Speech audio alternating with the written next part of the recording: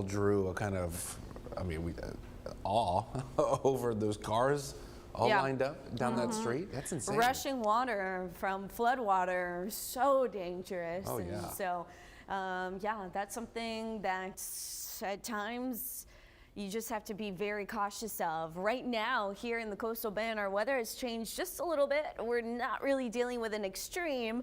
We are closer to normal today, but still likely running above normal. 64 degrees as you're headed out the door in Corpus Christi this morning. Our wind is out of the north-northeast there at 14 miles per hour. So we have colder temperatures inland. So Sinton, Robstown, Alice, Benavides, Freer, Beeville, all in the 50s. The rest of us still holding on to the 60s.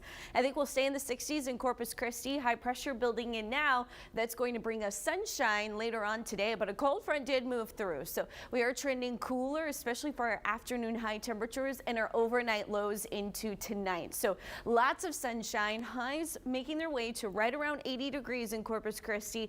Then temperatures, look at that, falling into the 50s, even for Corpus Christi as we look ahead to Friday morning. So we don't have to worry about our heat index either, and it's not quite cold enough for a wind chill forecast also. So we'll take that. Sunny conditions thanks to the high pressure. All of the rain, thunderstorms, that's all going to be across the eastern United States today. High pressure begins to shift back over the east and southeast. That brings onshore flow back into the coastal bend for the weekend. So we will be rather humid and warm for the weekend. We turn windy on Sunday. There's a weak kind of low pressure system with a cold front that is set to try to approach the coastal bend Monday into Tuesday. This initially is not going to drop our temperatures too much. We'll have a bit of a westerly wind that may even keep our highs on the hot side. But what's going to happen is the second low pressure system with the cold front on Wednesday. That's the one that looks like it's going to take our temperatures much cooler into next week. Additionally, in the tropics, we are now tracking Tropical Depression 19. So Tropical Depression 19 is in the Caribbean.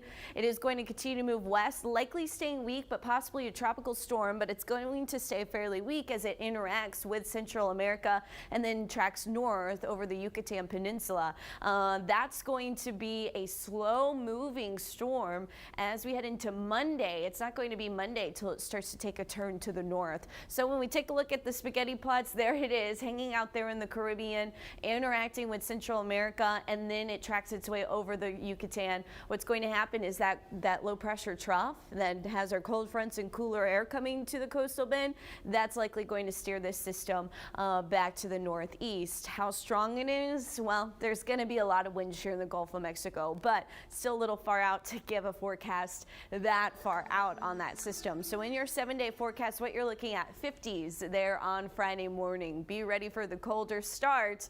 We do warm back up. We're back in the mid to upper 80s, nearly 10, almost 10, 11, 12 degrees above normal by Sunday.